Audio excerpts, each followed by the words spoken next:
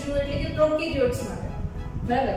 આદિકોષ કેન્દ્રીય સજીવો એટલે કે પ્રોકેરિયોટ્સ કોને કહીએ છીએ? ઓલરેડી આપણને થોડી ઘણી લાક્ષણિકતાઓનો આઈડિયા છે કે આદિકોષ કેન્દ્રીય સજીવો એટલે એવા સજીવો કે જેમની અંદર સુવિકસિત કોષ કેન્દ્ર આવેલું નથી.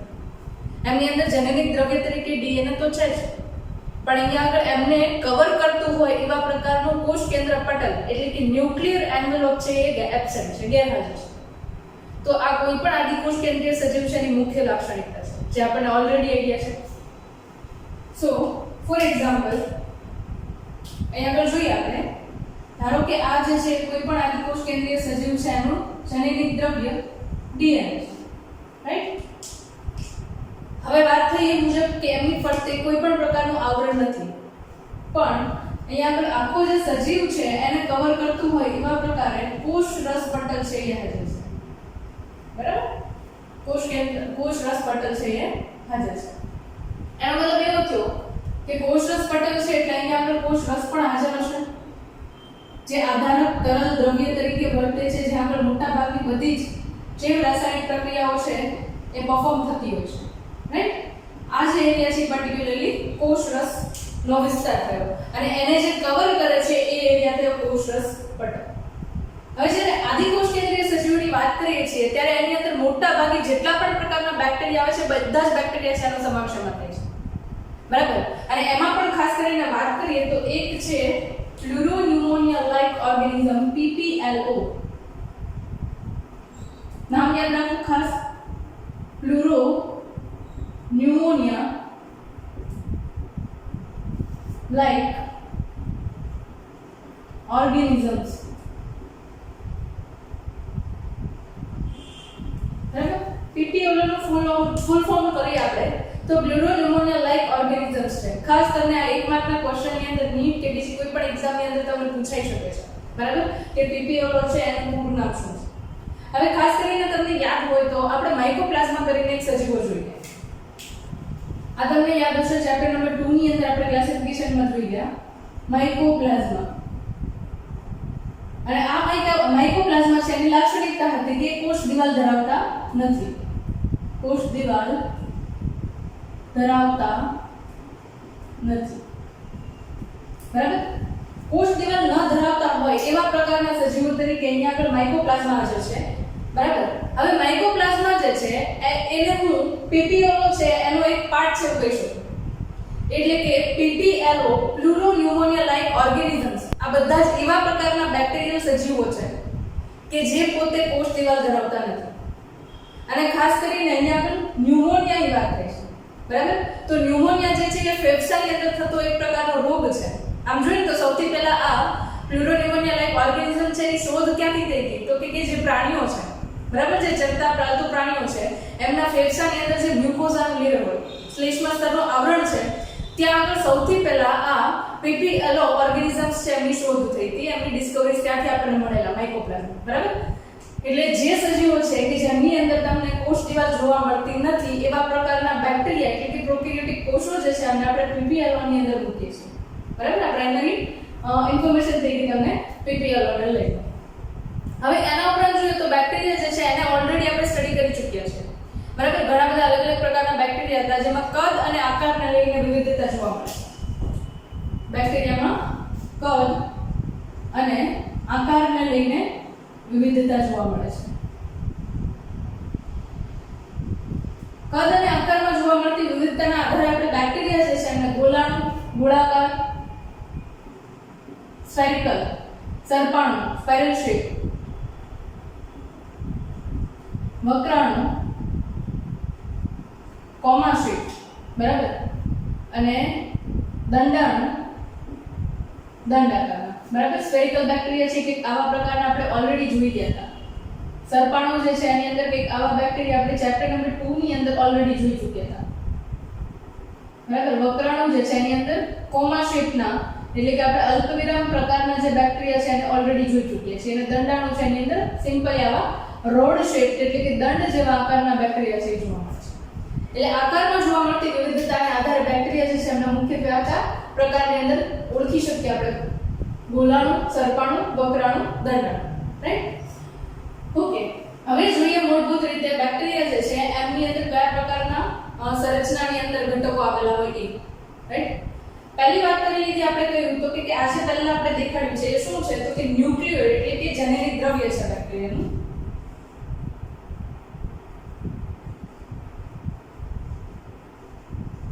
એટલે કે જનૈનિક દ્રવ્ય. ઇન શોર્ટ કહું તો એ ડીએનએ છે કે જે આપણી અંદર જે આનુવંશિક માહિતી છે એક જનરેશનમાંથી બીજી જનરેશનમાં પાસ આઉટ કરે છે, એમ બેક્ટેરિયાની અંદર રહેલી જે જેનેટિક માહિતી છે એને આવનારી જનરેશન છે એની અંદર ટ્રાન્સફર કરવાનું મુખ્ય કાર્ય છે.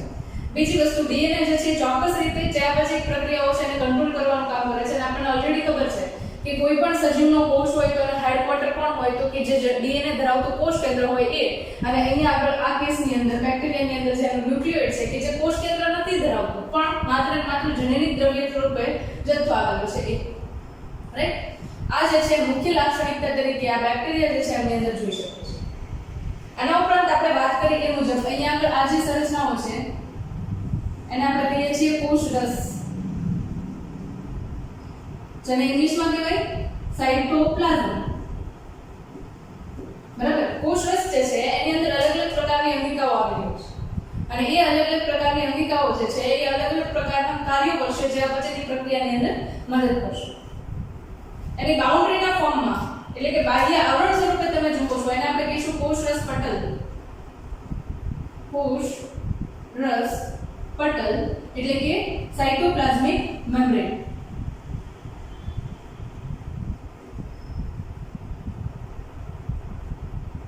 બરાબર? કોષરસ પટલ એટલે કે સાઇટોપ્લાઝમિક મેમ્બ્રેન જે છે એ બાહ્ય બાઉન્ડરી તરીકે આવેલું છે.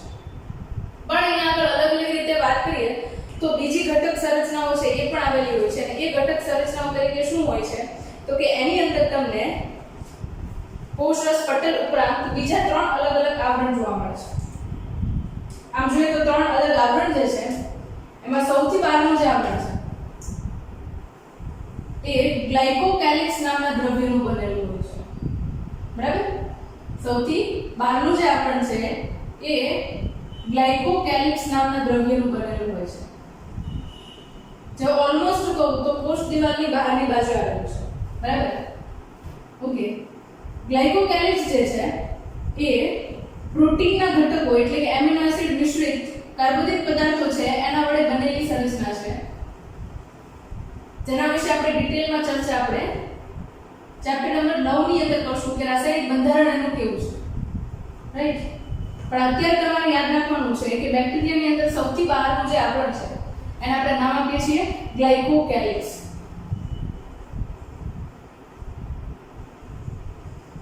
બરાબર? એને નામ આપીએ છીએ આપણે ગ્લાયકોકેલિક્સ. બે વસ્તુની અંદર સંરચના જોવા મળે છે. મુખ્યત્વે ગ્લાયકોકેલિક્સમાં શું હોય તો કે કાર્બોદિત એટલે કાર્બોહાઈડ્રેટ્સ પ્લસ એની અંદર હોય છે એમિનો એસિડ્સ અથવા તો તમે કહી શકો પ્રોટીન. બરાબર? આ બંને સંરચના વડે ગ્લાયકોકેલિક્સ છે એનું નિર્માણ થતું હોય છે. વધારે ડિટેલમાં કીધું એ મુજબ તમને ચેપ્ટર નંબર 9 ની અંદર આપણે ડિસ્કસ કરશું કે એનું રાસાયણિક બંધારણ કેવું છે, રાઈટ? હવે ગ્લાયકોકેલિક્સ જે છે એ બાહ્ય આવરણ છે. બરાબર? અને એ બેક્ટેરિયાની અંદર અલગ અલગ રીતે હોય છે. ફોર એક્ઝામ્પલ એક જે છે શિથિલ આવરણ સ્વરૂપે ગોઠવાયેલું જોવા મળે છે ગ્લાયકોકેલિક્સ.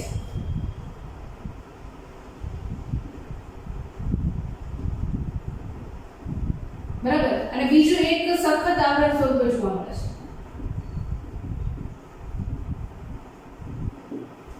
જે સખત આવરણ સ્વરૂપે આવેલું હોય તો બેક્ટેરિયાની અંદર આપણે એને નામ આપીએ છીએ કેપ્સ્યુલ. બાહ્ય આવરણને શું નામ આપીએ છીએ? સખત આવરણ સ્વરૂપે હોય તો એને નામ આપીએ છીએ કેપ્સ્યુલ. બરાબર? કારણ કે એકદમ મજબૂત આવરણ છે જેને આપણે નામ આપવાનું છે કેપ્સ્યુલ. બીજું જે આવરણ છે એને આપણે કહીએ છીએ શિથિલ આવરણ, અને એ શિથિલ આવરણ જે છે એને મોટા ભાગે આપણે નામ આપીએ છીએ શ્લેષ્મ સ્તર. બરાબર? એને શું નામ આપશું આપણે? શ્લેષ્મ સ્તર.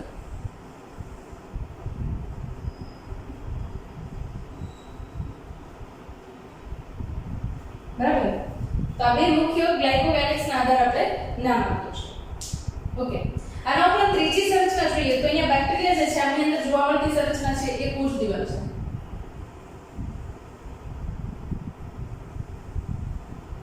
બરાબર? 3 મુખ્ય આવરણ થયા બેક્ટેરિયાની અંદર.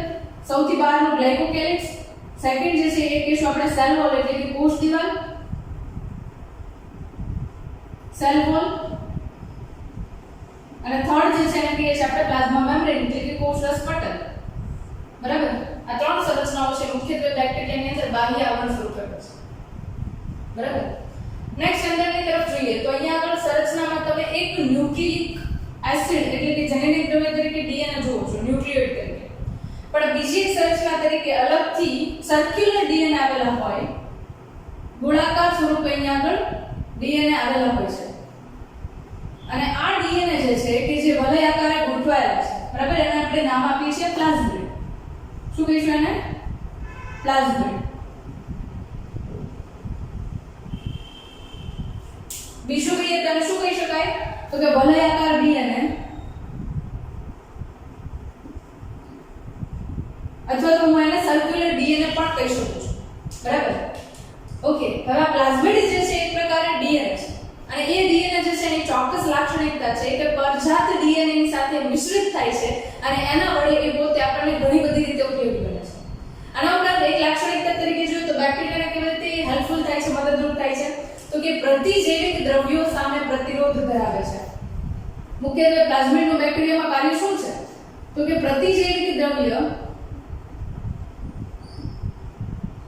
સામે રક્ષણ આપે છે. ઓકે, આ આપણને ક્વેશ્ચન થાય કે પ્રતિજૈવિક દ્રવ્યો સામે રક્ષણ આપવું એટલે શું? તો એક વસ્તુ ક્લિયર કરી દઈએ અહીંયા કે બેક્ટેરિયા જે છે એમને આપણે લાઈફસ્ટાઈલ જોઈ ગયા છે કે કેવી રીતે પોતે જીવન પૂરું કરે છે. હવે એની અંદર જો સિમ્પલી વાત કરું તો અહીંયા આગળ બેક્ટેરિયાની અંદર સૌથી અગત્યની વાત છે કે મોટાભાગે પરોપજીવી હોય છે. ઘણા બધા બેક્ટેરિયા છે કે જે પોતે સ્વયંપોષી છે, રસાયણ સંશ્લેષી છે. બરાબર, પણ આના ઉપરાંત ઘણા મૃતોપજીવી છે, ઘણા છે પરોપજીવી છે. ફોર એક્ઝામ્પલ, મનુષ્યની અંદર એ સામાન્ય રીતે સાલ્મોનેલા ટાઇફી બેક્ટેરિયા તરીકે છે અને ટાઇફોઇડ કરે છે. બરાબર, તો એ ટાઇફોઇડ જે થાય છે, તાવ છે એક પ્રકારનો, રાઈટ, ફીવર છે.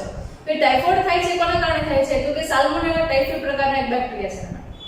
બરાબર, હવે એ બેક્ટેરિયા છે એ આપણા શરીરની અંદર એઝ અ પરોપજીવી આવે છે અને એનું જીવન ચક્ર છે એ આપણા શરીરની અંદર પૂર્ણ કરે છે. પણ એ દરમિયાન મનુષ્ય છે એ શું કરશે? તો કે બહારથી ઘણા બધા પ્રકારની દવાઓ ખાય છે, જેને આપણે શોર્ટ ફોર્મની અંદર અથવા તો વેલ નોન નામ સ્વરૂપે જોઈએ તો એન્ટીબાયોટિક્સ કહીએ છીએ. તો એ એન્ટીબાયોટિક્સને ગુજરાતીમાં આપણે કહીએ છીએ પ્રતિજૈવિક દ્રવ્યો. હવે એ જે આપણે ટેબ્લેટ ખાધી, બરાબર, એની અંદર શું હતા? પ્રતિજૈવિક દ્રવ્યો એટલે કે એન્ટીબાયોટિક્સ. અને એ એન્ટીબાયોટિક્સ છે એ આ બેક્ટેરિયા જે છે એમને નાશ કરે છે. બરાબર, પણ અહીંયા આગળ બેક્ટેરિયા જે છે એ અમુક પ્રકારના ચોક્કસ બેક્ટેરિયા છે, ચોક્કસ પ્રકારના પ્રતિજૈવિક દ્રવ્યો એટલે કે ચોક્કસ પ્રકારની એન્ટીબાયોટિક્સ છે એની સામે પ્રતિરોધક ધરાવે છે. એટલે કે તમે દવાઓ ખાઓ પણ બેક્ટેરિયાને કોઈ પણ પ્રકારની અસર થાય નહીં, એ મૃત્યુ પામતા નથી. તો અહીંયા આગળ પ્લાઝમિડ છે એનું મુખ્ય કાર્ય શું છે બેક્ટેરિયાની અંદર? તો કે એ પ્રતિજૈવિક દ્રવ્યો સામે રક્ષણ આપવાનું કાર્ય કરે છે. બરાબર, ઓકે. પણ અહીંયા આગળ પ્રતિજૈવિક દ્રવ્યો સામે રક્ષણ આપવાનું કાર્ય કરે છે, એના સિવાય મનુષ્યને એને કેવી રીતે ઉપયોગમાં લીધું છે? તો કે આપણે એને ઉપયોગમાં લઈએ છીએ અલગ અલગ પ્રકારે જીનેટિક એન્જિનિયરિંગ. ઓકે, એની કરતા બેટર વર્ડ યુઝ કરીએ અહીંયા આગળ બાયોટેકનોલોજી. બરાબર, બાયો ટેકનોલોજી. ઓકે, હવે બાયોટેકનોલોજીની અંદર મુખ્યત્વે આપણે તમને એક એક્ઝામ્પલ આપું સિમ્પલી. ફોર એક્ઝામ્પલ, આપણે અહીંયા આગળ જે આ પ્લાઝમિડ જોઈએ છે, પ્લાઝમિડના હું અહીંયા આગળ 12 લઉં છું. બરાબર, હવે તમને ખબર છે કે હાલના તબક્કે દુનિયાની અંદર ઘણા બધા લોકો છે કે જેમને ડાયાબિટીસ છે અને એ ડાયાબિટીસ વાળા પેશન્ટ જે છે એ લોકો ઇન્સ્યુલિન છે એમના ઇન્જેક્શન લેતા હોય છે. તો ક્યારે એવો વિચાર આવે કે ઇન્સ્યુલિન છે એનું પ્રોડક્શન કેવી રીતે થાય છે? તો એક સિમ્પલ વેની અંદર તમને થોટ આપું છું. ફોર એક્ઝામ્પલ, મનુષ્યના કોષો છે એની અંદરથી આપણે ડીએનએ માંથી આટલો એક જનીનનો ટુકડો છે એ લીધો છે કે જે પોતે ઇન્સ્યુલિનનું પ્રોડક્શન કરે છે. અને આ જનીનનો ટુકડો જે છે એને હું અહીંયા આગળ બેક્ટેરિયાની અંદર ફિટ કરું છું. બરાબર, હવે તમને એક વસ્તુ એ પણ ક્લિયર કરી દઉં કે બેક્ટેરિયા જે છે એનો ડબલિંગ પીરિયડ એટલે કે સ્વયંજનન પામવાની ક્ષમતા છે આપણી કરતા ઘણી બધી વધારે છે. બરાબર, બેક્ટેરિયા છે લગભગ 20 મિનિટની અંદર એકમાંથી બે થઈ જશે.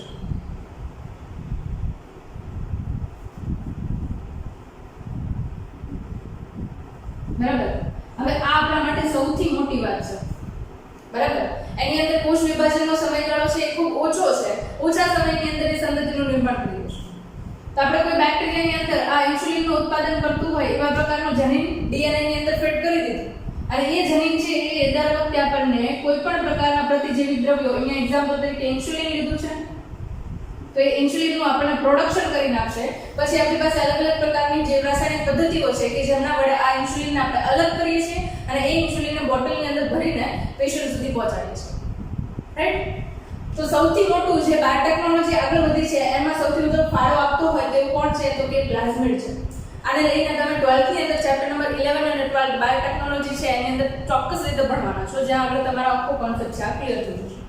બસ ખાસ એટલું યાદ રાખવું કે મનુષ્ય છે બાયોટેકનોલોજીની મદદથી અલગ અલગ પ્રકારના પ્રતિજૈવિક દ્રવ્યો કે રાસાયણિક ઘટકોના ઉત્પાદનની અંદર આ પ્લાઝમિડ છે એનો ઉપયોગ કરે છે.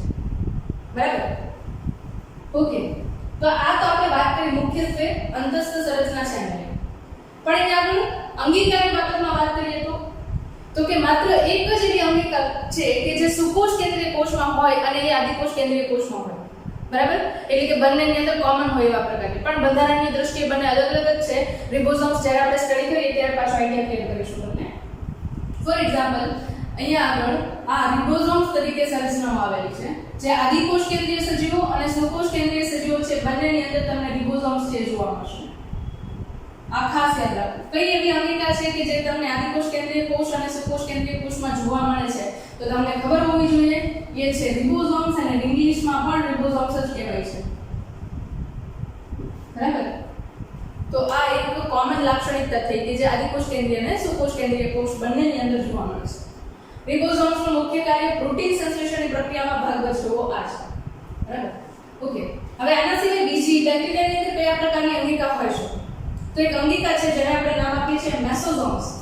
બરાબર?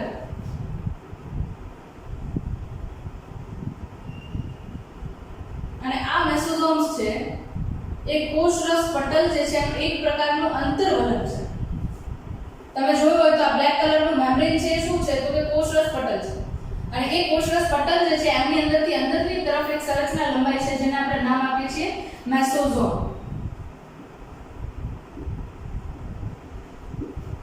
બરાબર? હવે આપણે જોઈએ કે આપણા કોષો છે એટલે કે યુકેરિયોટિક સજીવો, સુકોષ કેન્દ્રીય કોષો છે એમની અંદર ઘણા બધા અલગ અલગ પ્રકારના કાર્યો કરવા માટે અલગ અલગ પ્રકારની અંગિકાઓ છે.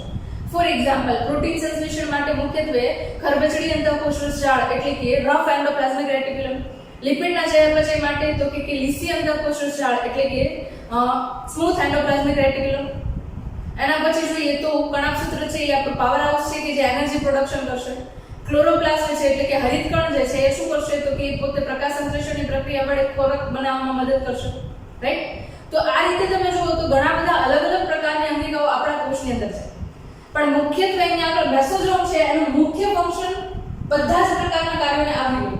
ફોર એક્ઝામ્પલ અહીંયા આગળ ઝારક શોષણની પ્રક્રિયા વડે ઇલેક્ટ્રોનના ટ્રાન્સફર વડે ઊર્જાનું ઉત્પાદન છે એ મેસોસોમ વડે થાય છે. આના ઉપરાંત તમે જુઓ તો એ કોષના સ્વયંજનનમાં ભાગ ભજવે છે. કોષ દિવાલ છે એના નિર્માણમાં એ ભાગ ભજવે છે. બરાબર? એટલે ઘણા જ પ્રકારની રાસાયણિક પ્રક્રિયાઓ છે મેસોસોમ્સની અંદર તમને જોવા મળે છે. ચાહે એ ઝારક શોષણ હોય કે પછી કોષના સ્વયંજનનની પ્રક્રિયા હોય, તો ઘણી બધી પ્રક્રિયાઓ છે મેસોસોમ્સની અંદર જોવા મળે છે.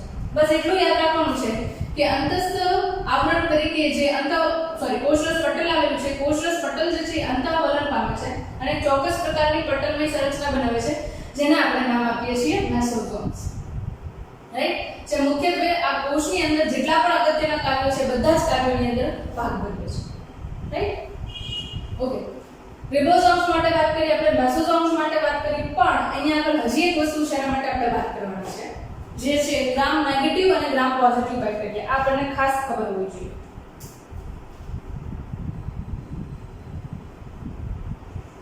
ગ્રામ પોઝિટિવ અને ગ્રામ નેગેટિવ. બરાબર? આ બે બેક્ટેરિયાના અલગ અલગ પ્રકાર લીધો છે. શેના આધારે બેક્ટેરિયાના પ્રકાર છે તો કે એક અભિરંજક આવે જેને કહેવાય ગ્રામ સ્ટીમ. ગુજરાતીમાં કહીએ તો એને કહેશું આપણે ગ્રામ અભિરંજક. હવે પહેલી વાત તો એ કે અભિરંજક કોને કહેવાય? તમે જુઓ તો સામાન્ય રીતે આપણે પ્રાણી કોષ કે વનસ્પતિ કોષ હોય એને નળી આંખે માઇક્રોસ્કોપની અંદર જોઈએ છે. બરાબર. માઇક્રોસ્કોપની અંદર જ્યારે આપણે એને જોતા હોઈએ, સૂક્ષ્મદર્શક યંત્રની અંદર જ્યારે આપણે એને જોઈએ છીએ ત્યારે ત્યાં આગળ આપણે સ્લાઇડની અંદર કોઈ પણ કોષ મૂકીએ છીએ. ફોર એક્ઝામ્પલ વનસ્પતિ કોષ હોય તો ડુંગળીનો કોષ મૂકીએ છીએ અને જો પ્રાણી કોષ હોય તો ગાલનો કોષ મૂકીએ છીએ. તો આ કોષો જે છે એને જ્યારે આપણે માઇક્રોસ્કોપની અંદર સ્લાઇડમાં મૂકીને જોવાની ટ્રાય કરીએ છીએ ત્યારે કોઈ પણ પ્રકારના કલર વગર જોવું શક્ય નથી. કારણ કે મોટા ભાગે તમે જુઓ ને તો કોષો છે એમની અંદર રંજક દ્રવ્યો આવેલા ન હોય કે જે મોટા ભાગે અમને ડિફાઇન કરે અને આપણને એમની બધી સંરચનાઓ દેખાય. પણ અહીંયા આગળ આપણે કેટલાક આર્ટિફિશિયલી સિન્થેસિસ કરેલા એવા પ્રકારના રંજકો છે, બરાબર, અભિરંજકો કહીએ છીએ એને, જે ચોક્કસ રીતે કોષો જે છે એમને કલર આપવાનું કામ કરે છે, જેના કારણે માઇક્રોસ્કોપમાં જ્યારે આપણે એને જોઈએ ત્યારે આપણને દેખાય છે, બરાબર. બાકી તમે રંગસૂત્ર જોવો છો કે એકદમ પિંક કલરના થઈ ગયા હોય તો એ રંગસૂત્રનો પોતાનો કલર નથી, આપણે જે ઇમેટોક્સિલિન અભિરંજક આપીએ છીએ એના કારણે અભિરંજિત થાય છે, રાઈટ. અલગ અલગ પ્રકારના દ્રવ્યો છે એમને તમારે અભિરંજિત કરવા છે તો અલગ અલગ પ્રકારના અભિરંજક છે એ જોશો, બરાબર. તો અહીંયા આગળ ખાસ કરીને બેક્ટેરિયા જે છે એને બે અલગ અલગ સ્ટ્રેનની અંદર આપણે ડિવાઈડ કરીએ છીએ. એક છે ગ્રામ પોઝિટિવ અને બીજા છે gram negative. Okay, simple way ની અંદર કહું તો જે બેક્ટેરિયા છે એ ગ્રામ સ્ટેન છે એના વડે અભિરંજિત થશે, એટલે કે શોષણ કરશે ગ્રામ સ્ટેનનું, એ અભિરંજિત થશે અને એ આપણને માઇક્રોસ્કોપની અંદર મોટા ભાગે પિંક કલરના દેખાશે. તો એ પ્રકારના જે બેક્ટેરિયા છે એને શું કહેશું આપણે? ગ્રામ પોઝિટિવ બેક્ટેરિયા કહેશું. અને બીજા પ્રકારના બેક્ટેરિયા છે કે જે ગ્રામ અભિરંજક છે એનાથી અભિરંજિત થતા નથી, એટલે કે એ ગ્રામ સ્ટેન છે એને શોષી શકતા નથી. એમની જે કોષ દિવાલ છે અથવા તો બહારનું ગ્લાયકોકેલિક્સનું આવરણ છે એના વડે કોઈ પણ પ્રકારનું રિએક્શન આવતું નથી અને એ દૂર ખસેડે છે ગ્રામ સ્ટેન, બરાબર. એટલા માટે એ બેક્ટેરિયા છે ગ્રામ સ્ટેન વડે અભિરંજિત નહીં થાય તો એવા બેક્ટેરિયા આપણે કહીશું ગ્રામ નેગેટિવ બેક્ટેરિયા, બરાબર. સૌથી પહેલા ક્રિસ્ટિયન ગ્રામ નામના જે વૈજ્ઞાનિક હતા ને એમણે આપણને આ પદ્ધતિ આપેલી હતી, એટલા માટે એમના નામ ઉપરથી અભિરંજકને આપણે ગ્રામ અભિરંજક તરીકે ઓળખીએ છીએ. અને એમણે સૌથી પહેલા આપણને આ અભિરંજક પદ્ધતિ બેક્ટેરિયા માટે આપેલી, જેના નામથી આપણે એને ગ્રામ અભિરંજન પદ્ધતિ અથવા તો ગ્રામ સ્ટેન તરીકે ઓળખીએ છીએ, રાઈટ. તો આ ગ્રામ નેગેટિવ અને ગ્રામ પોઝિટિવ બેક્ટેરિયા છે એને લઈને આપણે ચોક્કસ રીતે વાત કરીએ. નેક્સ્ટ અહીંયા આગળ જોઈએ તો આ જે ત્રણ લેયર જોયા આપણે, કયા તો કે એક જોયું કોષરસ પટલ, બીજું કોષ દિવાલ અને ત્રીજું ગ્લાયકોકેલિક્સનું બાહ્ય આવરણ. આ ત્રણ આપણે સ્તર જોઈએ છે. ફરીથી એકવાર રિપીટ કરી દઉં. પ્લાઝ્મા મેમ્બ્રેન એટલે કે કોષરસ પટલ, સેલ વોલ એટલે કે કોષ દિવાલ અને ત્રીજું છે અહીંયા સૌથી બહારનું આવરણ ગ્લાયકોકેલિક્સ, બરાબર. નામ યાદ રાખજો, ગ્લાયકોકેલિક્સ. ગ્લાયકોકેલિક્સનું આવરણ છે. ત્રણે ત્રણ આવરણ છે ભેગા મળીને આમ જોઈએ ને તો શું કામ કરે છે? તો કે બેક્ટેરિયાને અંદરની બાજુએ રક્ષણ આપવાનું કાર્ય કરે છે. પણ ચોક્કસ રીતે જોઈએ તો અલગ અલગ કાર્ય ધરાવે છે. ફોર એક્ઝામ્પલ કોષ દિવાલ જે છે એ કોષનો આકાર ધારણ કરે છે અને સાથે સાથે એ કોષ જે છે એમનું પતન થતું અટકાવે છે, એટલે કે કોઈ પણ બાહ્ય પ્રેશરના કારણે ભંગાણ થતું બેક્ટેરિયાના કોષનું અટકાવે છે. એ જ રીતે કોષરસ પટલ કહું તો એ શું છે? તો કે બાહ્ય વાતાવરણ સાથે સંપર્ક છે, કારણ કે બેક્ટેરિયા જે છે એને કંઈ પણ પ્રકારનો ખોરાક લેવો છે તો ક્યાંથી લેશે? બાહ્ય વાતાવરણની અંદર જે કંઈ પણ ખોરાક હાજર હશે એમાંથી પોતાનો ખોરાક લેશે, રાઈટ. તો બાહ્ય વાતાવરણ સાથે જે કોન્ટેક્ટ છે એ કોના વડે થાય છે? તો કે કોષરસ પટલ વડે થાય છે. અહીંયા જે કોષરસ પટલ જે છે એ સુકોષ કેન્દ્રીય કોષ એટલે કે વનસ્પતિ કોષ, પ્રાણી કોષ અને ફૂગ કોષ છે, બરાબર. એની અંદર જેવા પ્રકારના કોષરસ પટલ જોવા મળે છે, કોષરસ પટલ જોવા મળે છે, સાયટોપ્લાઝમિક મેમ્બ્રેન જોવા મળે છે, એવા પ્રકારનો કોષરસ પટલ અહીંયા આગળ બને છે. અને આ કોષરસ પટલ છે કેવો છે? તો કે મોટા ભાગે એ અર્ધ પ્રવેશશીલ પ્રકારનો છે. અર્ધ પ્રવેશશીલ પટલ એટલે કે સેમી પરમિએબલ મેમ્બ્રેન છે, બરાબર. આ પ્રકારનો કોષરસ પટલ છે તમને અહીંયા આગળ જોવા મળે છે. હવે આ તો વાત કરીએ આપણે મુખ્યત્વે કોષની આખી સંરચના માટે કે જે આપણને બેક્ટેરિયાની અંદર જોવા મળે છે. પણ ઘણીવાર તમે બેક્ટેરિયાને જુઓ તો એ પોતે હલનચલન કરી શકે એવા હોય ને ઘણીવાર બેક્ટેરિયા છે હલનચલન કરી શકતા નથી. તો એ પ્રકારે અહીંયા આગળ જોઈએ તો બેક્ટેરિયા જે છે, બરાબર, એ બાહ્ય રીતે અમુક સંરચનાઓ ધરાવે છે અને એ સંરચનાઓ જે છે એમાં આપણે સ્પેશિયલ ડિફાઇન કરવાનું બાકી છે, જેના માટે આપણે વાત કરી લઈએ. ઓકે, હવે ઘણીવાર તમે બાહ્ય આવરણ છે અથવા તો કોષ દિવાલનું આવરણ જે છે ત્યાંથી તમે અમુક સંરચનાઓ ઉદ્ભવતી જોવા મળે છે કે જે ઘણા બધા અંશે લાંબી હોય છે, બરાબર. આ પહેલી સંરચના જે મેં તમને દેખાડી છે એને આપણે નામ આપીશું ફ્લેજેલા એટલે કે કશા.